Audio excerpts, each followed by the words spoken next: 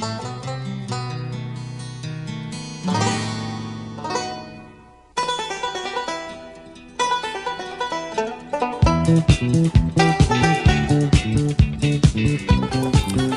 and welcome to another episode of the Cover Zero podcast, the show where I cover the least in the best way possible. I'm your host, Jason Wells. Today is Wednesday, October 23rd. Week 7, officially wrapped up. We had some good games. Pat Mahomes, though, playing like a bottom 15 quarterback right now, but it doesn't matter. The Chiefs are still the last undefeated team. The Jets turn out, they're still the Jets. Who would have thought? Wide receivers were dropping like flies. Ayuk, Godwin, Debo, Evans, DK all hurt. Some more serious injuries than others. And speaking of injuries, the nasty man. He's gone. We've done it. We have gotten rid of him. He is out of our lives for the foreseeable future. Maybe the Browns can turn it around a little bit. I don't know, but lots to talk about on this episode. As always, recapping the previous week, and also, as always, little college football highlights. It was a big college football weekend too, but I guess let's just get right into the episode. Good week of football. Things are developing right now with a couple things. Cooper Kupp has apparently been made available too, which is big.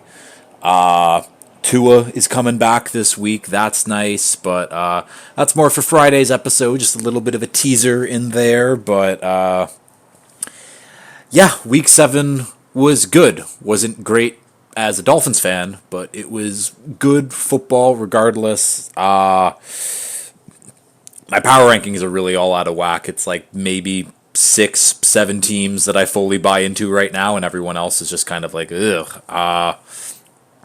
But we can start off with the college football highlights here. Bama falls to 15 in the AP rankings. That is their lowest rank since 2010. Behind Indiana and Canadian Curtis Rourke. That's crazy. Bama's still going to be Bama at some point. Let's give Kalen DeBoer a little bit of time. Quinn Ewers and Arch Manning both look spooked versus Georgia in that defense. Michael Williams, the Georgia edge, who is one of the top edge guys in this draft class, he looked great, but down goes number 1 Texas. They looked all out of sorts. ASU, Arizona State University, is holding open tryouts for their kicker. Yeah, the coach basically came out after the game. He's like, our kickers stink. If anyone thinks that they can do better, please, I'd love to see it. So, interesting to see what comes of that. Maybe some soccer players give it a go. And then, finally, Army QB Bryson Daly is having an incredible season. He's got 26 total touchdowns on the year, 19 of them rushing, 7 passing. And yes, this is the quarterback. But he is averaging 13.4 yards per attempt for passing and 6.6 yards per carry. Those are absolutely insane numbers, and that's why Army is ranked right now. But those are the college football highlights from this past week. And I guess we can jump all the way into the recap here. Week 7 recap, starting off with the games we watched most recently, those doubleheader Monday night games. Start off with the good Monday Night Football game. Ravens 41, Bucks 31. The Ravens look unbelievable right now, like on all levels, whether that be Lamar, whether that be Derrick Henry in this rushing attack. The defense playing out of its mind too. I believe Marlon Humphrey had 2 interceptions on the day in this one. He did, and one of those interceptions was crazy. But we got to talk about Lamar seriously winning, potentially. I don't know why I put so many filler words in there, but Lamar is the front runner right now for MVP in my mind. He has been unbelievable this year. He's playing much better than last year, and last year he won the MVP. 17 of 22 in this game, 281 yards, 5 passing touchdowns. Also added 52 yards rushing in this one. The Ravens, they're just so hard to stop right now. And even though Zay Flowers kind of got banged up in this one, Rashad Bateman, former first-round pick, 4 catches, 121 yards, 1 TD. Mark Andrews finally getting it going, 2 touchdowns in this one. Justice Hill got a receiving touchdown. Even Derrick Henry got a receiving touchdown. The Ravens are incredible. One of the better teams in the league.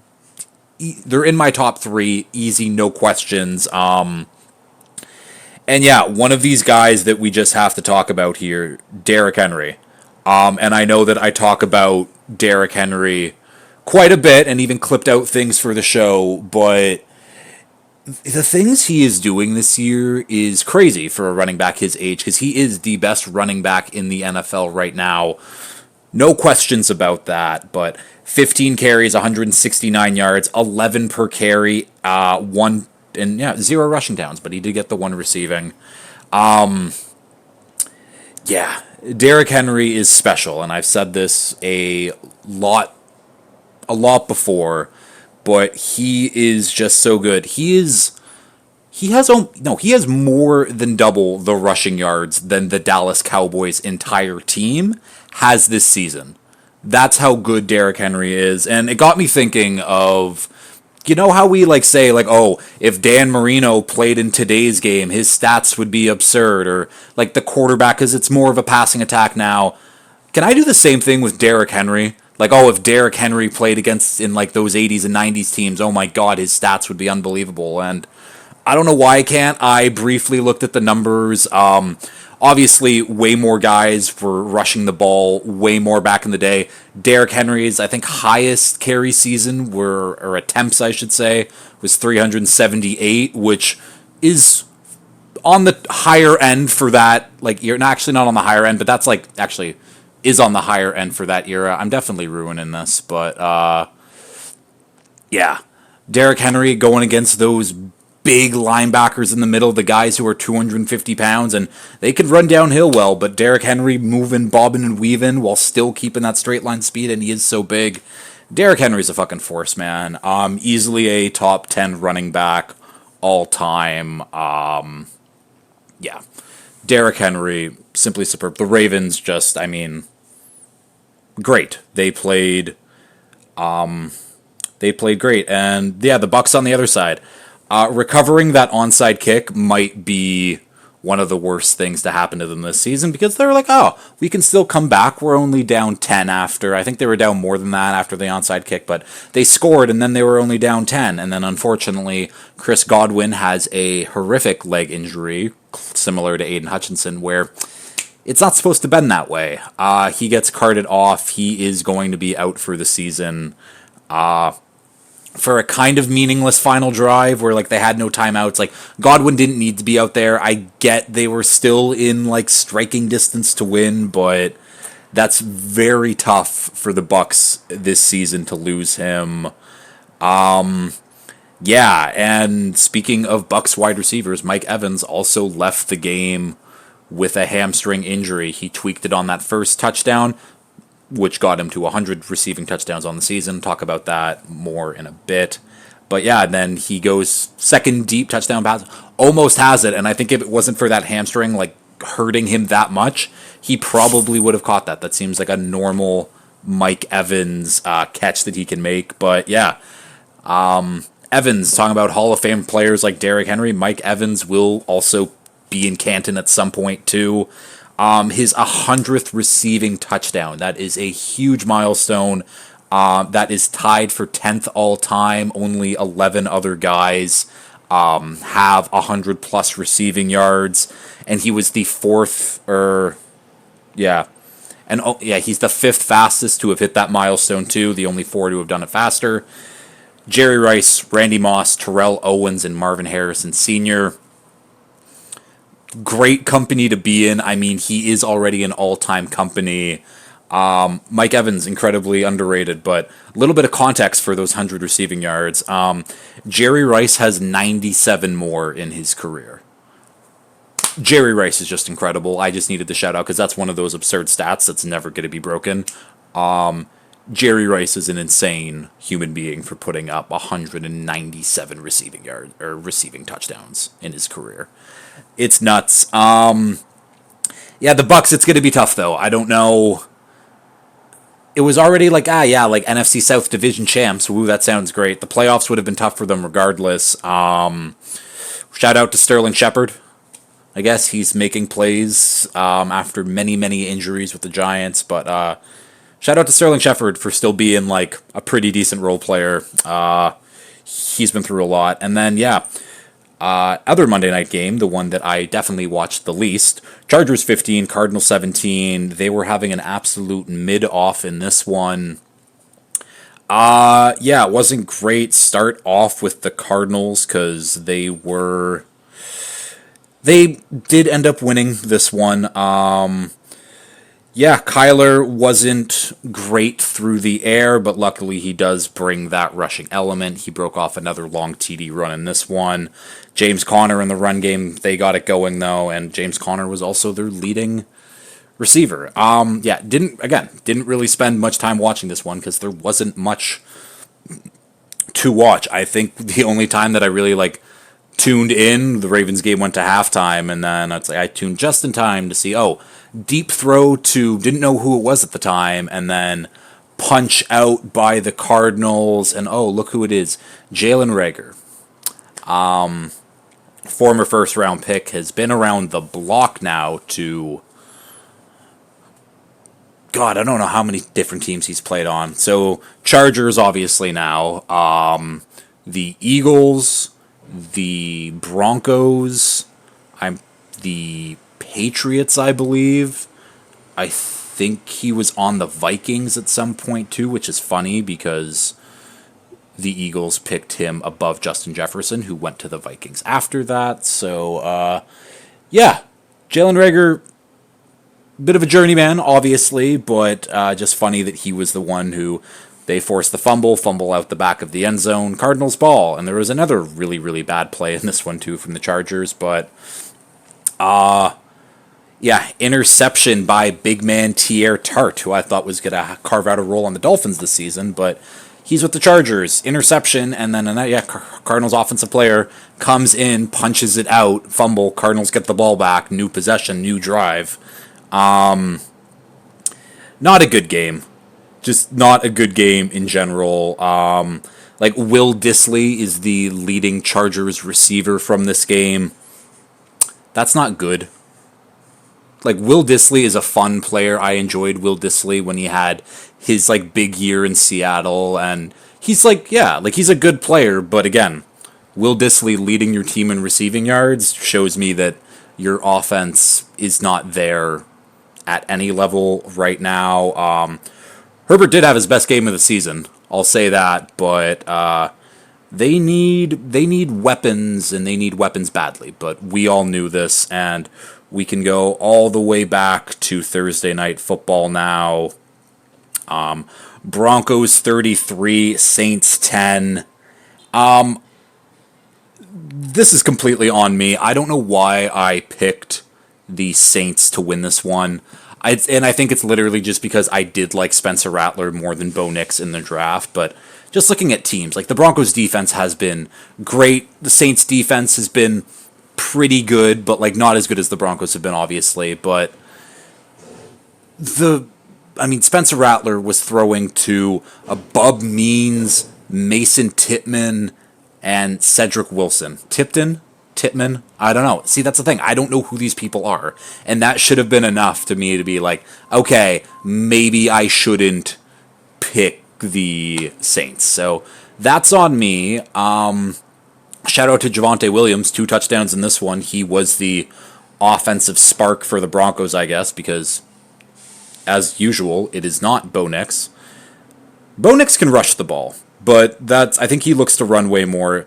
But yeah, Bo Nix passing stats anyways, 16 of 26, 164 yards, no passing TDs, no interceptions, so that's a win. But Bo Nix threw one of the most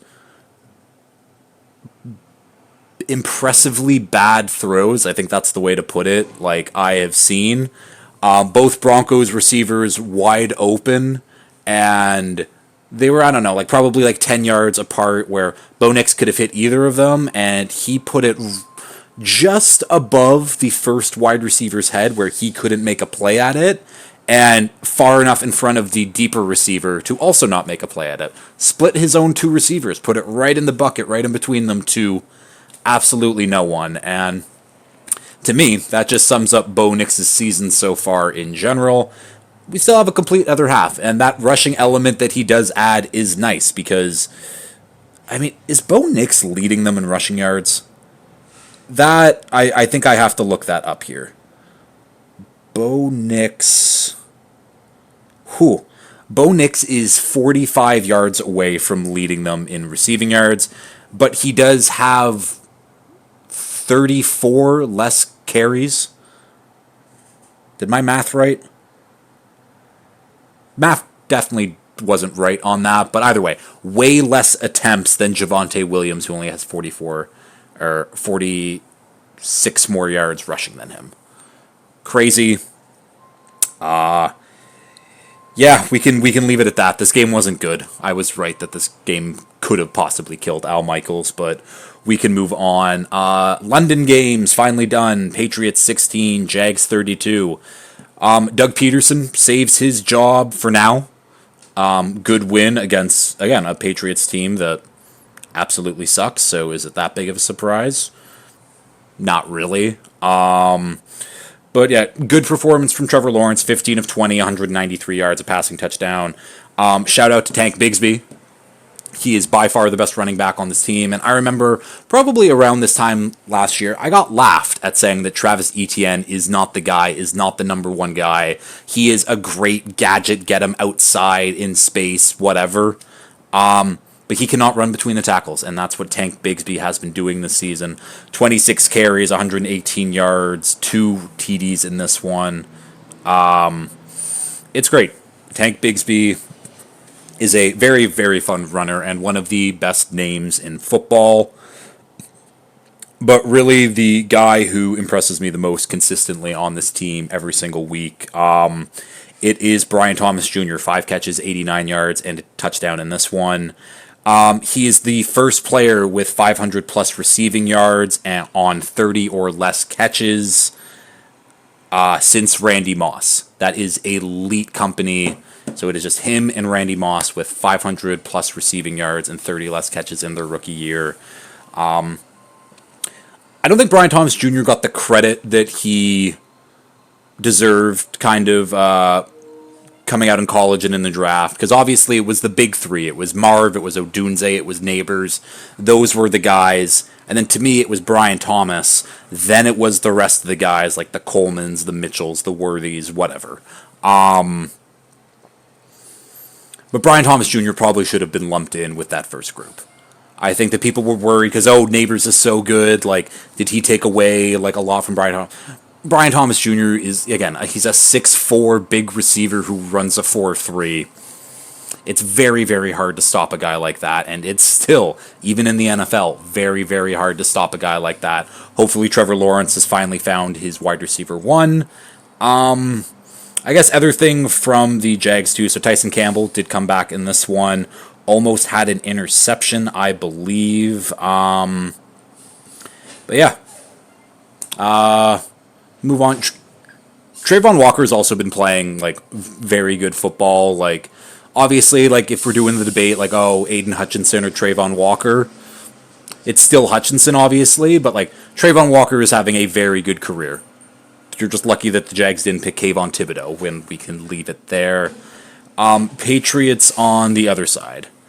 I'm going to pause this, actually, because the garbage trucks are loud. Okay, yeah, the garbage guys have done their job, so I am back. So hopefully a little less background noise, but where was I? I was talking about the Patriots and Jags, and yeah, we're on the Patriots now. It really sucks for me to sit there only through 2 starts of Drake May to be like, the Patriots have their guy. I have seen enough. Drake May, he looks the part, he's making some incredible throws, incredible plays. despite having nobody around him, and I literally mean absolutely no one. Of all the offensive players that the Patriots have right now, Drake May is the only one who is really worth keeping. Now there's some younger guys like Jalen Polk, Pop Douglas, who like maybe they can emerge into being something real, but Drake May is the only guy who I see on this team who is like, that is an NFL player. He is going to be a very good NFL player too. And it sucks, especially as a Dolphins fan, because I have had to deal with not having a QB for basically ever, and maybe Tua is the guy. I don't, more on that in a bit, I guess, but Drake May right now, he is, I mean, if you're on the internet as much as I am right now, he is the meme of like the Lamborghini parked in like a trailer park. He's good. He's great, and I hate saying this. I hate admitting to this, because I wish that Drake May would suck. I don't. I like Drake May, but like, I wish that the Patriots had to go through a few more years of hardship. Like, they stink this year, and they're still a long ways away from, like, contending again, like, truly contending.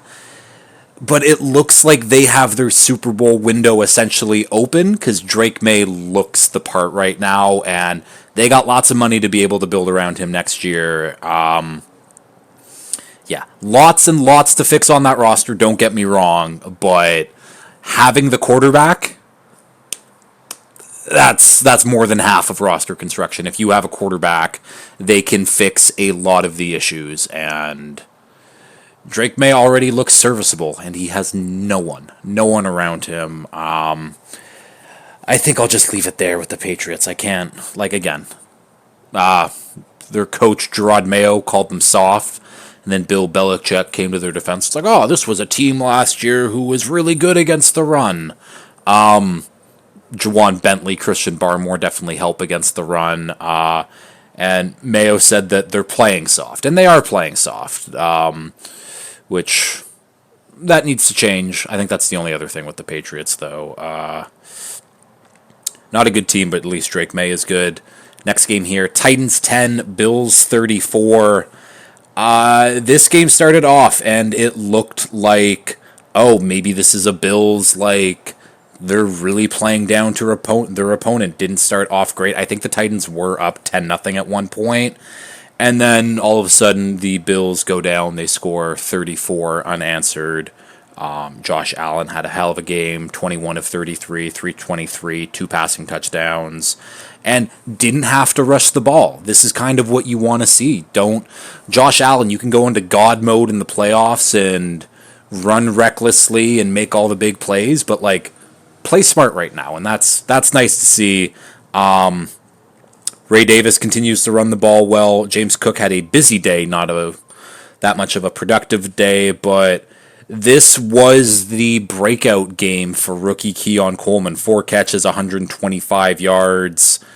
He was busy, and he was making, these just weren't deep catches from Josh. These were, there's Coleman coming off like across the slot with a slant, and he gets yak. Keon Coleman that's the thing, he's a big receiver, but he is a yak threat. When you get the ball in his hands, he can make plays, and this is what you want to see from the Bills. And people are saying, oh, maybe it's because Amari Cooper is there and it's helped open up things. I don't know.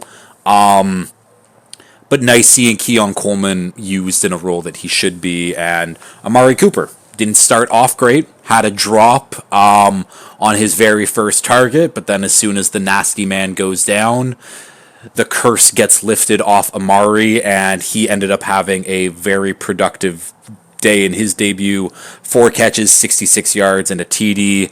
There was even a play, and it was on Amari's TD, where you can see that him and Coleman are talking, and Coleman's reassuring him that, yeah, that's what you're supposed to do, and that's what Coleman said in his presser after. Keon Coleman's just so damn likable. Like, if you don't like Keon Coleman, you're just a hater. It's as simple as that. Like, he's such a fun player, and you should want him to succeed in the league. Again, sucks he's on my division rival, but Keon Coleman's just a fun dude. This team is very good. Like, Khalil Shakir, who did have 7 catches and 65 yards. Keon Coleman and Dalton Kincaid, if those are your like 4 top targets, that is a tough offense to stop. And hopefully Coleman continues his ascension and maybe ends up being the Bills' wide receiver 1 for next year. Defense played pretty well, but again, that's what happened when you play Mason Rudolph and the Titans. The Titans' defense held up fairly well for like a half. Then it all went downhill. It's hard to run on the Titans. Jeffrey Simmons and Tavondre Sweat, like, they plug up the middle really well. I'm struggling. I'm really struggling to finding nice things to say about this team. Mason Rudolph looked better than Will Levis. Not a great thing that you thought to hear, like, about your potential franchise guy, that Mason Rudolph is better than him, but yeah, this is a complete retool, tear down, and I think that Rand Carthen and Brian Callahan knew this when they took their jobs, but not pretty for the Titans. But they'll have a high pick. They have some promising players that we like. The offensive line is, again, it's not a bad situation for a rookie quarterback to step into next year. But yeah, they have lots of retooling to do.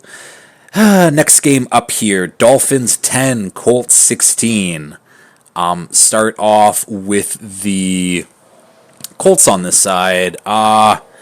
Anthony Richardson was not good in this one at all. If Joe Flacco was in this game, we probably would have lost this one by quite a bit. Anthony Richardson, 10 of 24 for 129 yards, also had 14 rushing attempts for 56 yards.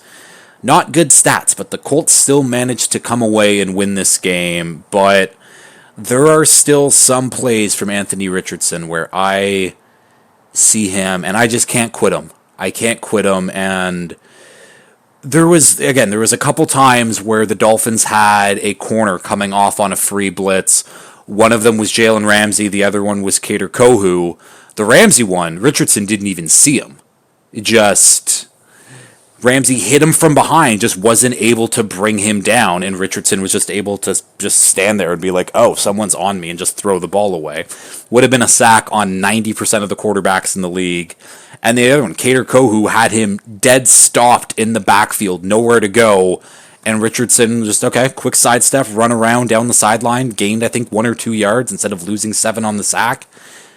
That's what Anthony Richardson does, and he's so impressive physically that you hope that, like, the mental stuff and the passing, it gets there, and that's what the Colts are hoping for, because they invested a top 5 pick in him, and it's not too pretty right now. You see the flashes, but you need some kind of consistency from him, because it's not good. It's not good whatsoever. Hopefully they get Jonathan Taylor back, because they need him badly too. Yeah, I guess Dolphins on the other side here. There's so much is wrong. So much is wrong at this point. We stopped running the ball to Devon Achane, who had a very good first half, and I think only saw 1 carry in the second half. As soon as we started giving Jalen Wright the ball, it was, no, let's give it to Alec Ingold on 1st and 10 in the red zone, and he fumbled. Then Raheem Mostert had a fumble. I'm fully on board. Let our backfield be Achane and Wright, with Mostert like getting some work right now, but Jalen Wright needs to see the field more. It's bad. Julian Hill, our 3rd string tight end, seems to fuck us up in every game so far. Whether it's drop passes or penalties, like, he's the new Jesse Davis, in my opinion. Dolphins fans know who Jesse Davis is, the bane of our existence at one point. We don't have a kicker. Our kicker can't kick. He's consistently one of the worst kickers in the league. That needs to go. Our special teams in general is just very, very, very bad. Mike McDaniel hasn't adjusted a game plan in like 2.5 years. It's like, this is what we do, and if it doesn't work, it's like, oh well. Because in this one, Tyreek Hill and Jalen Waddle had 4 combined targets. Your 2 best offensive players had 4 targets all game. That can't happen. And I get the plan in this one was to run the ball, and we did really well in the first half. But those guys have to get involved somehow. 4 targets is inexcusable when you have those guys as options. And then, yeah, Tyler Huntley leaves in this one, and here comes our backup quarterback, Tim Boyle. Somehow an NFL quarterback, and I talked about it. I think I already talked about it this year. I talked about it last year. But Tim Boyle, more interceptions in his college career than touchdowns, more interceptions than TDs in his NFL career. Every game that Tim Boyle has played in where he's thrown a pass, guess what? He's lost. Must be a really nice guy. He's been playing in the league for 7 years now, but it's unbelievable. It's unbelievable that this is the product, given the talent on the roster. The defense played great. The defense continued to do their thing. I wish that we could put a somewhat good performance on offense. And, hey, it might come this week. Tua is back. Tua is back. More on Friday's show about that, because he had his press conference, and he doesn't want to wear a Guardian cap. And I have some thoughts about that one for sure. But it's such a disappointing game. Like, how we don't win where the opposing team's quarterback goes 10 for 24 passing boggles my mind. I mean, we blew this game in many, many ways. We're an embarrassing team. I think it's as simple as that. Yeah, I will say, though, on a positive note, so Miami's long snapper Blake Ferguson out in this one, so we needed to sign someone, and we signed 39-year-old Matt Overton, who is a 18-year pro football vet at this point, and I say pro football, but yeah, he is so old that his school, Western Washington, doesn't even offer football anymore as a sport. Yeah, 18-year career with stops with the Tri-City Fever, the Florida Huskers, and the Omaha Nighthawks. 2 of those are UFL, and 1, it was like the Indoor Football League. Made a Pro Bowl in 2013 with the Colts, but yeah, he's had an 18-year pro career, and he's made $7.6 million being a long snapper. Like, shout out to Matt Overton. That's a hell of a life, making that much money for snapping a ball really well at distance. Shout out to him, and that's my one positive Dolphins thing that I can say about this team was Matt Overton has a cool story. Simple as that. And we can move on. Next game up, Lions 31, Vikings 29. The Lions are so much fun. Like, I think the Lions are the team right now that, like, anyone can root for. There's no reason to root against the Lions. They are still the plucky underdog, and this is probably their last year of being the plucky underdog until people start getting annoyed with them. But yeah, the Lions in the last 4 games have more touchdowns than incompletions. They're the only team to ever do that in a 4-game stretch, which is crazy. But Jared Goff, absolutely incredible in this one. 22 of 25, 280 yards, 2 passing touchdowns. I don't know what his completion percentage is on the season, and I'm going to look it up right now. He's completing 74% of his passes. That is absolutely crazy. He is having a terrific season. Jahmyr Gibbs was rushing the ball really well. 15 carries, 116 yards, 2 TDs, 7.7 average. Amon-Ra doing his thing, 8 catches, 112 yards. Gibbs, 44 rushing yards on the ground. Yeah, we all know this Lions offense is great. The defense played pretty good, all things considered, without Aiden Hutchinson, without their guy. Now that teams have tape on them, they'll probably be able to figure out what they're able to do and dissect them a little more, but they got to win over a very good Vikings team, and this still is a very good Vikings team. Last thing I have to say here was, yeah, the Lions stormed down the field late. They're down by 1, and who comes in? None other than kicker Jake Bates to nail the game-winning field goal. And Jake Bates is someone who I have talked about on this podcast before and over the summer when he was in the UFL and he was hitting 65, 63, like 60 plus game yard, like winning kicks. And I said, this might be a guy in the NFL. And he has been great since he got here. And this is a guy who, around this time last year, apparently he was selling bricks. I don't know what that means, but he was a brick salesman thinking about quitting football, and here he is kicking for one of the best teams in the NFL and kicking game-winning kicks. Don't give up on your dreams, I guess. That's the inspirational thing I could say. But shout out to Jake Bates, because that is a hell of a story. Vikings on the other side. Brian Flores' defenses have only let up 30 points in 4 games since he's been the Vikings defensive coordinator. Unfortunately for him, 3 of those have been the Lions. The defense did play well, though. They did get pressure on Jared Goff. They sacked him 4 times. They forced fumbles. Ivan Pace Jr. even had a defensive touchdown, but it wasn't enough. Aaron Jones had the long touchdown run to start.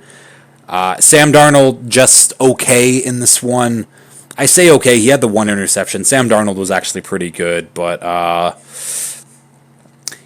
they just weren't the better team. And this was a very, very good game, very close game. And again, the Vikings are right in it. This isn't, if anything, this was obviously a tough loss for the Vikings, but it just reinforces to me that, okay, the Vikings do belong with these top echelon teams right now at the top of the NFL. Vikings are good. Vikings are good. Don't let this loss tell you any different here. Bengals 21, Browns 14. The nasty man is gone. It's great. He left with an Achilles injury as the crowd was cheering as he got carted off the field. No one deserves that more than Deshaun Watson. Simple as that. And I don't have to talk about him anymore, so let's talk about the Bengals to start. This game was basically over as soon as it started. Kick returner Charlie Jones, I believe it is. Is that the right guy? Yeah, Charlie Jones, 100-yard kick return, another kick return TD on the season. I don't think it's breaking that record like I thought it would for my hot takes, but there is more kick return TDs this year. So, big ups for the NFL, I guess, but it wasn't a good game from the Bengals, though. Like, they won this game by a touchdown, and that kick return TD off the start was the big difference. The run game is not very good. T. Higgins and Jamar Chase played well, but they always play well because they're very good players. This isn't like news anyways. And this, again, the Browns defense, it is good. I have said this many weeks and even into last year that this is a very well-constructed defense. They don't have a lot of holes that you can really exploit on it, but I don't know. It's concerning that the Browns had a chance to win this game, and now, if you can hear that lovely noise, they are wheeling the bins down the ramp back into the apartment building. That'll be done soon. So, and I guess I can just get over to the Browns now at this point. Watson goes down, but for some reason, Dorian Thompson-Robinson was the backup quarterback in this one instead of Jameis Winston. Jameis Winston was the third-string guy. And DTR goes in, and DTR doesn't play well. You know, he's a second-year, fifth-round pick or something like that. 11 of 24, 82 yards, 2 interceptions.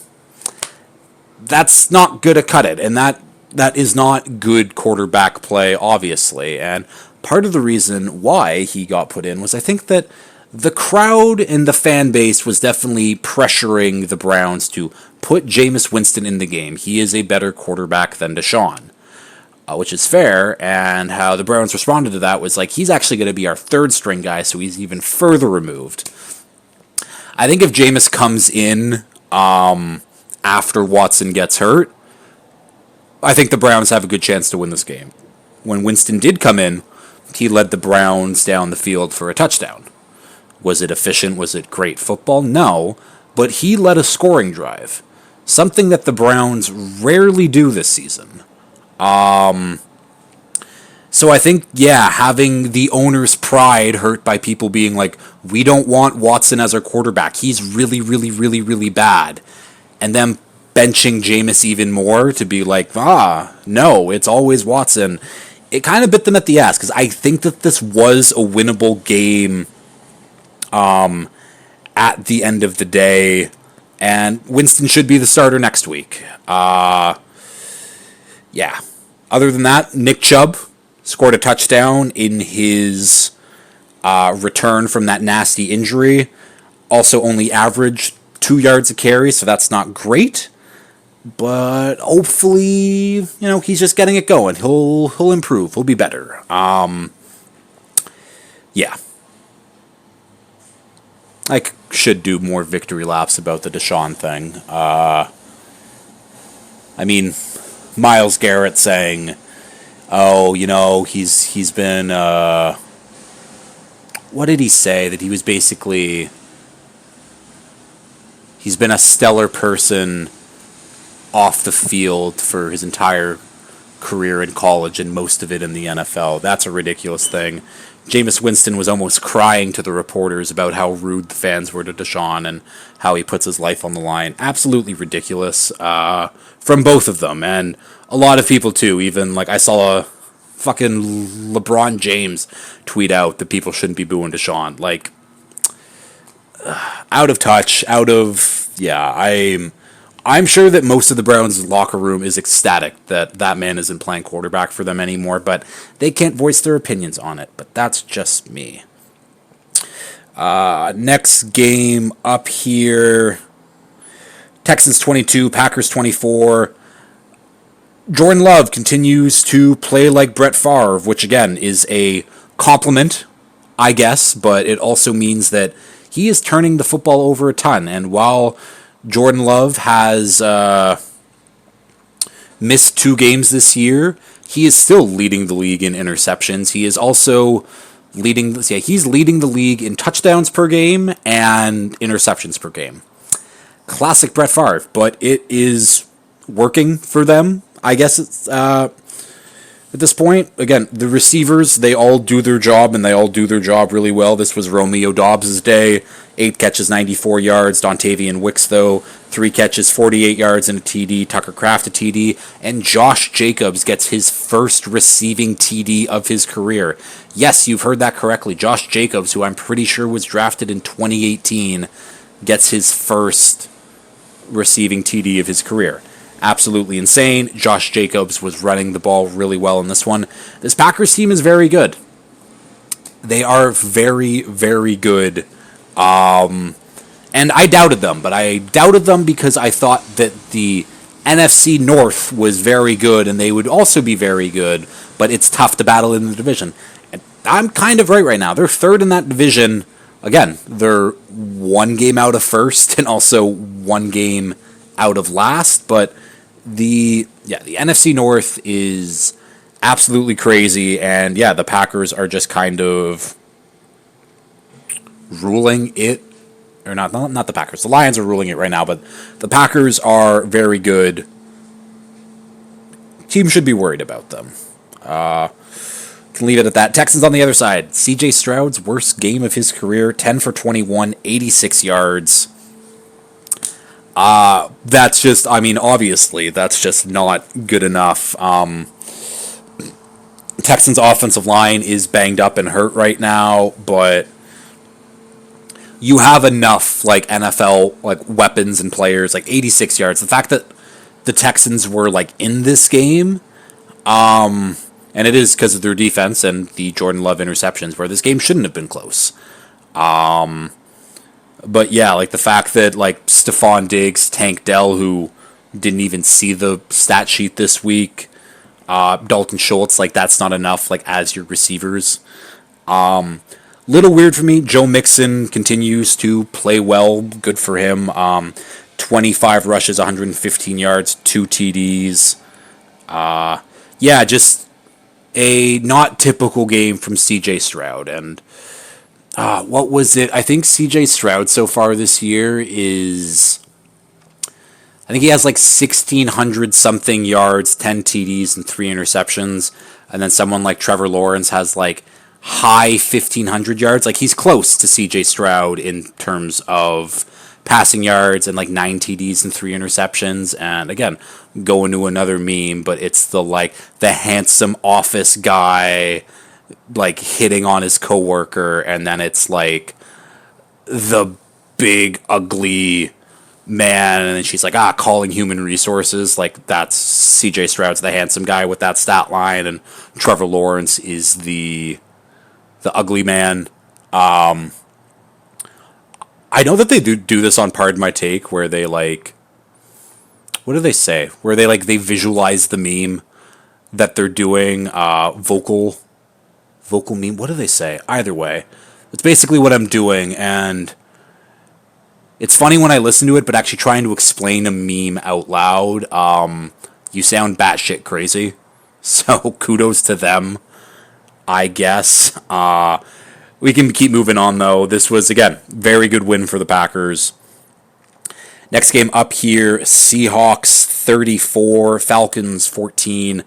The Seahawks get back on track in this one. The offense, again, looked pretty good. Kenneth Walker rushed the ball well. Geno Smith passed the ball well. DK Metcalf had a couple incredible catches. I think he's second in the league in receiving yards this year.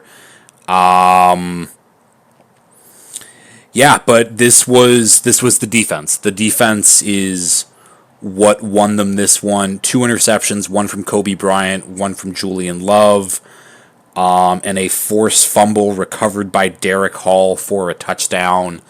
And that was a big turning point in this one. I still think that the Falcons and Seahawks are relatively like on the same page, or same level as a team. Like when we get to the end of the season, they'll be right there. But Seattle just got the better of this one, and they were at.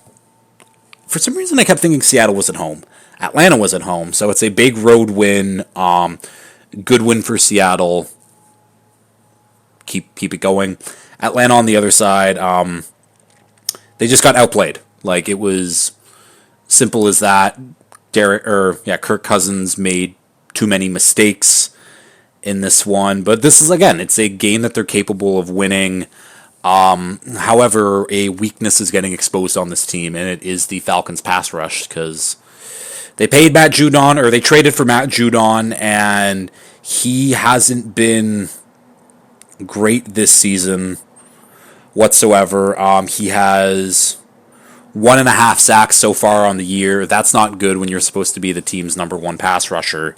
And this wasn't a good Seahawks offensive line. We saw them play the Niners last week, and Stone Forsythe, the right tackle, was just getting killed out there, and that's kind of been the target for most teams every week, is go at that right tackle spot. So the fact that the Falcons couldn't generate pressure on the Seahawks quarterback, not great. Is there time for it to really get fixed? I don't know. Hey, maybe this would have been a spot where, at number 8 overall in the past draft, maybe instead of taking a backup quarterback for the next couple of years, you take an edge player who could have really helped. Someone like Jared Verse, who has been an absolute monster on the Rams so far to start the year.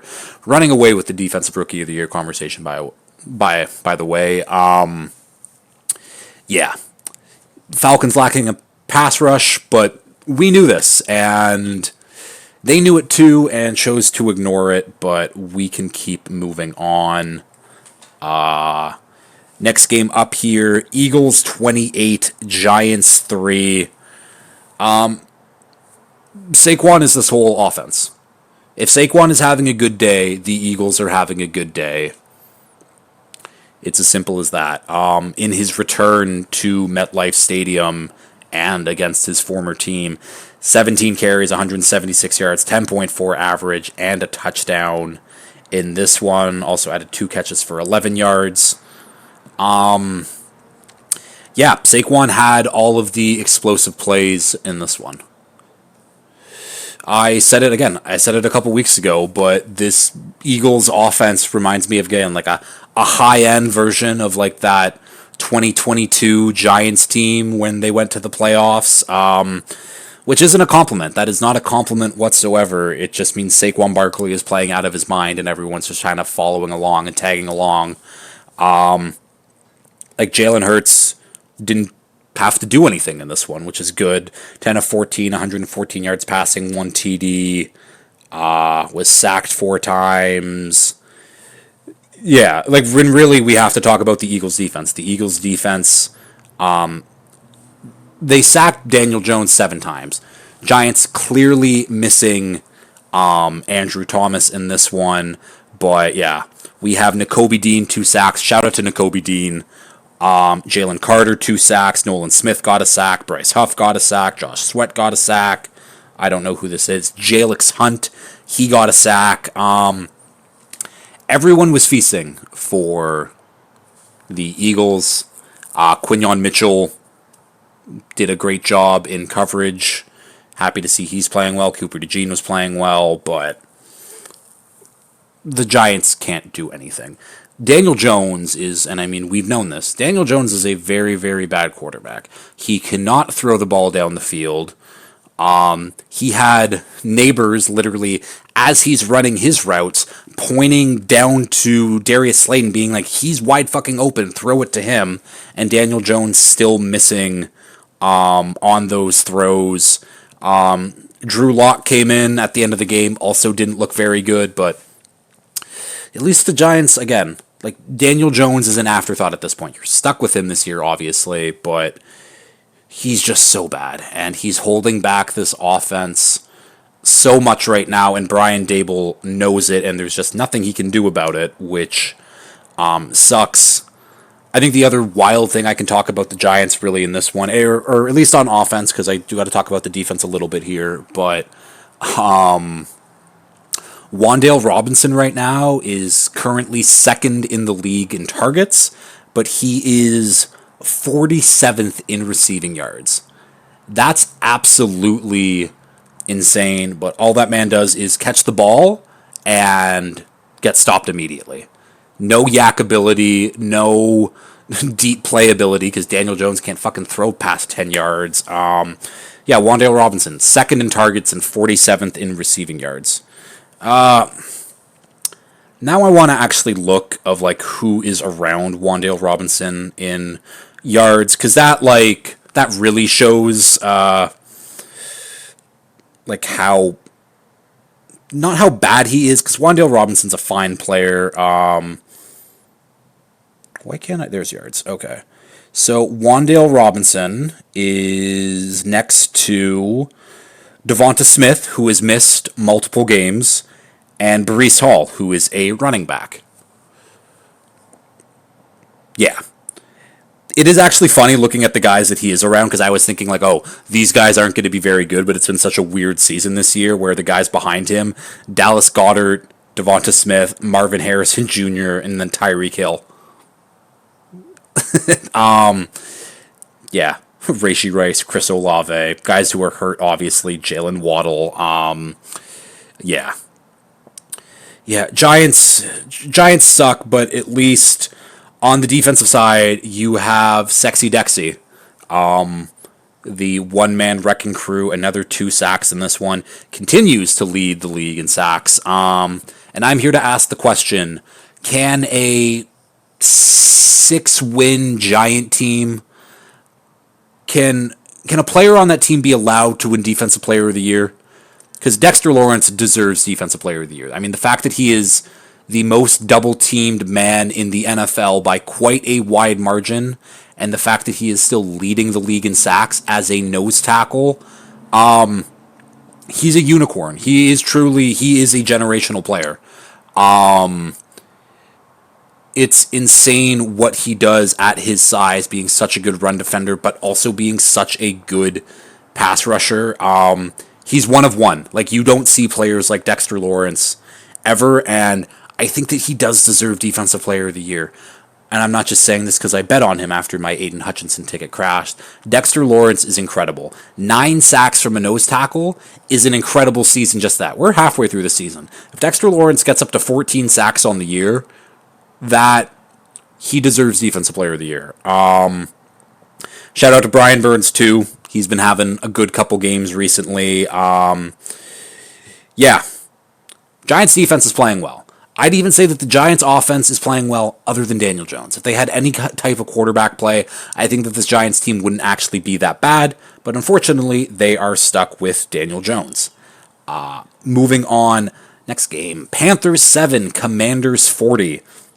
The Panthers are so bad, we went all the way back to 2017. We got Andy Dalton versus Marcus Mariota, with Mariota throwing passes to Zach Ertz for touchdowns, and Bobby Wagner defending the run against the Panthers. Yeah, lots of old heads in this one, but yeah. The story in this one, obviously, is Marcus Mariota had to come in. Jaden Daniels is week to week with a rib injury. I hope that he gets to play this week, obviously. But even with his injury, like, he leaves 2 of 2 for 6 yards, and then he had 3 carries for 50 yards. Like, Jaden Daniels is great, and Marcus Mariota came in, and he also looked electric, and puts kind of like a warm, fuzzy spot in my heart, because I do really like Marcus Mariota. He was one of my favorite players at Oregon. One of my favorite players coming out of the draft, too, because I loved him so much at Oregon. But he was 18 of 23, 205 yards, 2 passing touchdowns. See, Miami, it's not so hard to have your backup come in and do a serviceable job.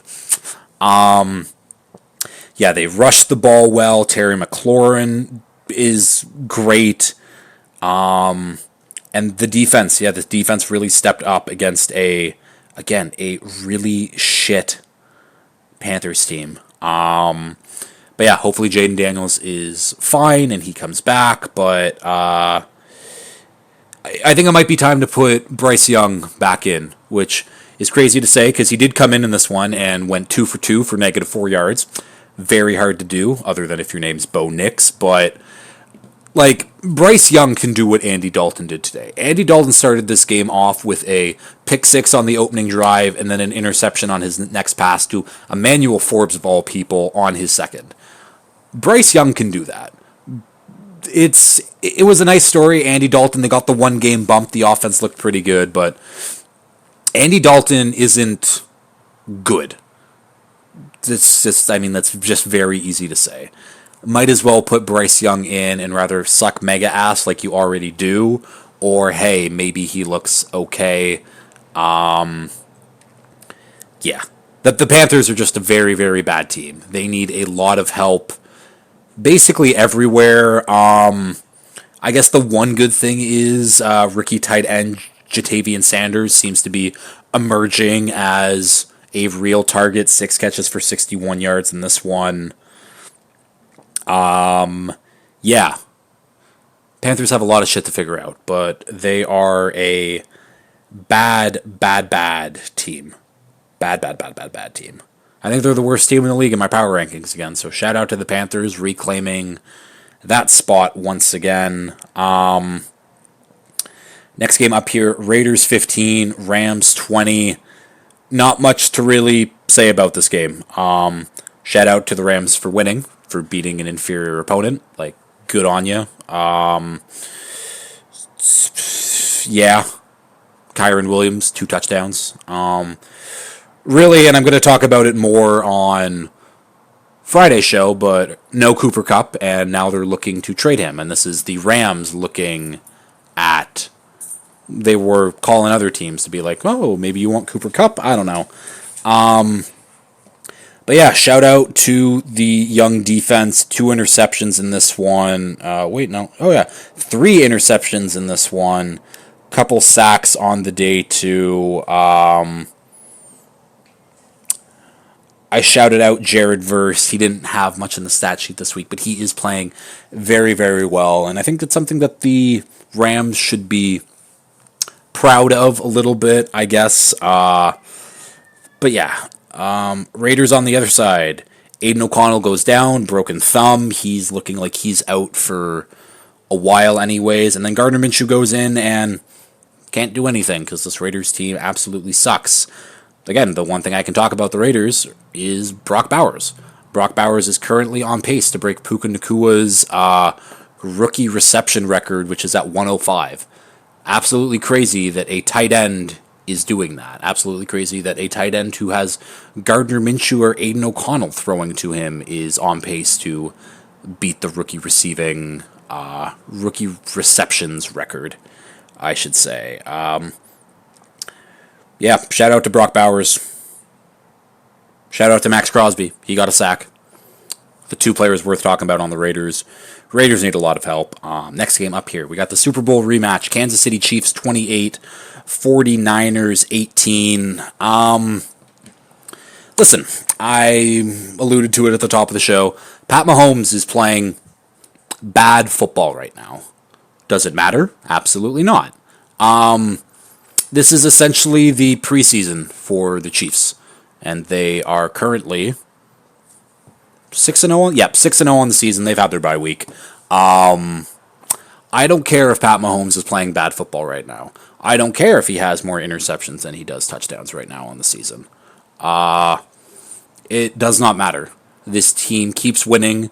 This team brings teams down to their level on offense, and the Chiefs need to make a move, I think, for a receiver, especially, like, there are pretty decent ones becoming available. Deontay Johnson, maybe Cooper Kupp.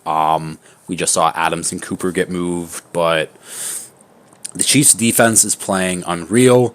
Steve Spagnuolo is their defensive coordinator for life, and he is one of the best defensive minds in the league right now.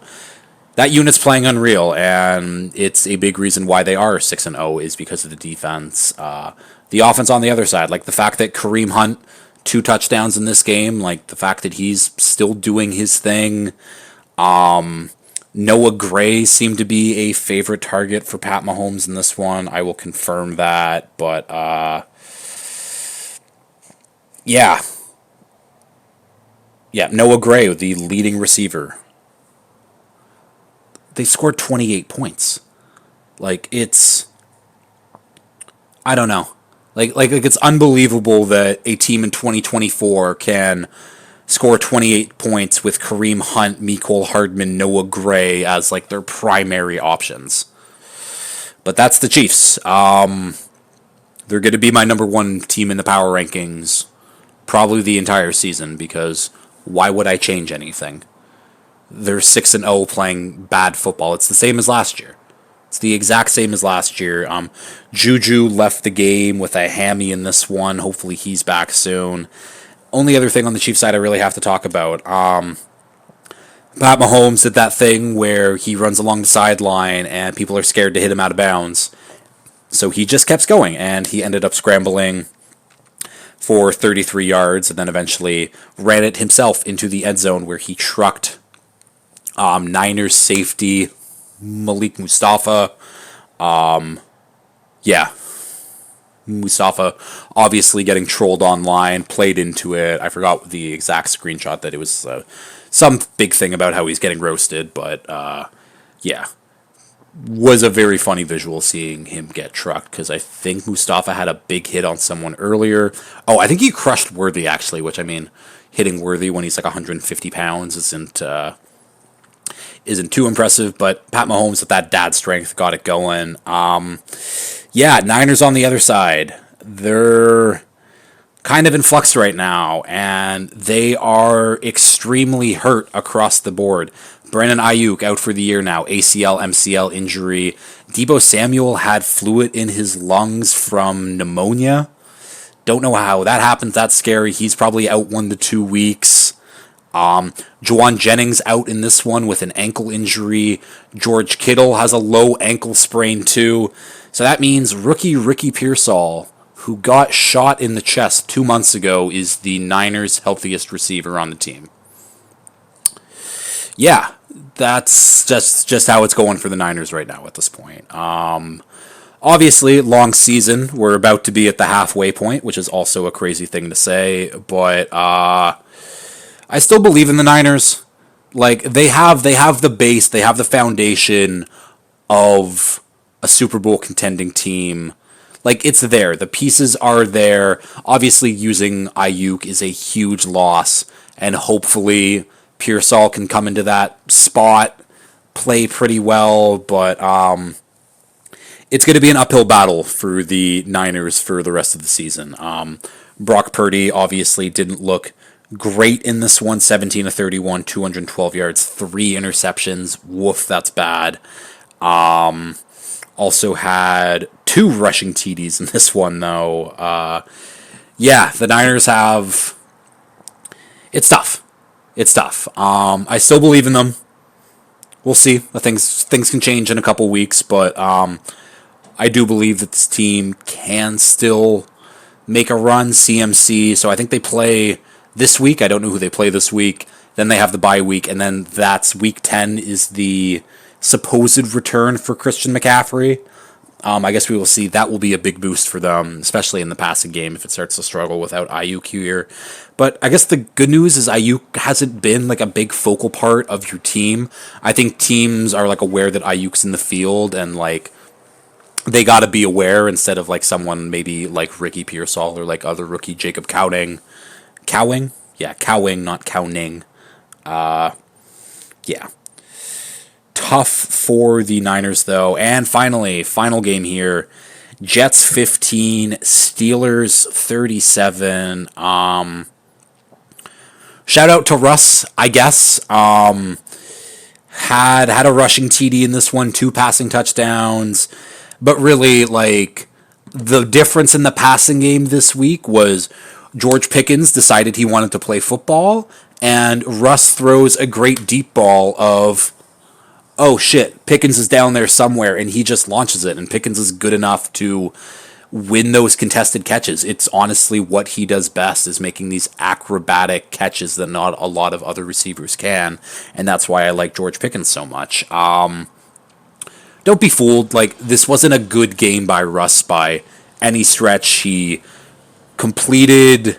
Oh, what was he at, like, halftime or something? He was throwing under 50% for quite a while, and he threw just above 50% in this one. Najee Harris, back-to-back good weeks. I guess you love to see that. 21 carries, 102 rush yards, and a TD. Yeah, Pickens was the story, though. 5 catches, 111 yards, and 1 touchdown. That is the thing I will add, and this is what I did for Russ last year when Cortland Sutton was his number 1 guy. Bet on Pickens' longest reception overs every single week. I think it was at 21.5 this week.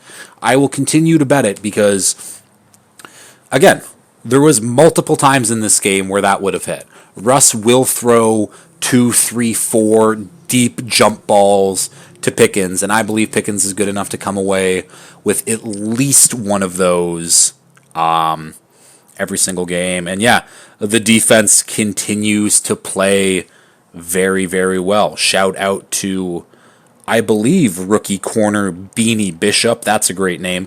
2 interceptions in this one. One of them would have been a pick 6 if it weren't for Devontae Adams protecting his best friend's honor with diving tackling Beanie to stop him from getting into the end zone. Yeah. Surprisingly, though, TJ Watt held off the stat sheet. Obviously, we know that TJ Watt makes more of an impact than just tackles, assisted tackles, sacks, interceptions, forced fumbles, fumble receptions, and touchdowns. Because I'm pretty sure watching the game, he had multiple blocked and swatted passes at the line. But yeah, the Steelers, again, this is what the Steelers do. And especially against a team as dysfunctional as the Jets, that's what they do. But, yeah, Rodgers, not good in this one. 24 of 39, a passing touchdown, 2 interceptions.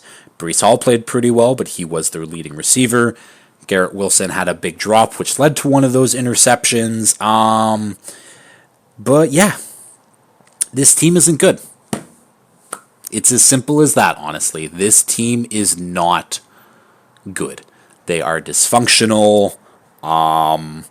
Aaron Rodgers, I think, is just a big baby, and he wants things his way, and he thinks that he's never the problem, and he is. He's a big part of the problem. And I think that this culture is just dead for the Jets. I don't think that their defense is playing well anymore. I mean, giving up 37 points to the fucking Steelers is embarrassing. And I didn't mention this, but Matt Canada gets his second 400 plus total offensive yards game since he's been the Steelers offensive coordinator. That is twice as much as Matt Canada had in his 3 years of being the Steelers offensive coordinator. That's how bad Matt Canada is. I cannot stress how bad Matt Canada was at his job. Where do the Jets go? Lucky for them, for the third straight week, GM Joe Douglas decides to hit the panic button. First it was fire the head coach, then it was okay, trade for Devontae Adams, Aaron Rodgers' best friend. And now, no, they're not waking up Jordy Nelson to come out of retirement to go play for the Jets. It's, oh, would you look at that? They've made a deal with Hassan Reddick. They waive all of his fines. He doesn't have to pay $12 million worth of fines. And he's going to play. He's going to play next week, I believe. So 3 straight times in 3 weeks where Joe Douglas has hit the panic button, and we'll see if it works this week, Joe. Randall Cobb is a free agent, though. If you want to bring him in is probably what I should have said. Either way, yeah, the Jets stink. It's so funny to see that they have the same record as the Dolphins, and the Dolphins have been dealing with Skylar Thompson, Tim Boyle, Tyler Huntley. What's also funny from that is Tua has, I think, more than 100 yards than the second quarterback passing yards on our team right now, which is Tyler Huntley. So Tua, in a game and a half, has more yards than the other 3 combines in the 4 starts that they played in. Bad. Very, very bad. But yeah, that'll do it for this week. Will be a good show on Friday. Have some maybe more trade news to discuss. Lots of injuries to talk about, obviously. And yeah, good slate of games. We're almost halfway through the year. Crazy. But yeah, I think that'll do it. I think I covered everything. I'll check my notes quickly here. Yeah. That'll do it. And as always, if you've liked this, please like, share, retweet, subscribe, tell all your friends, and until next time, peace.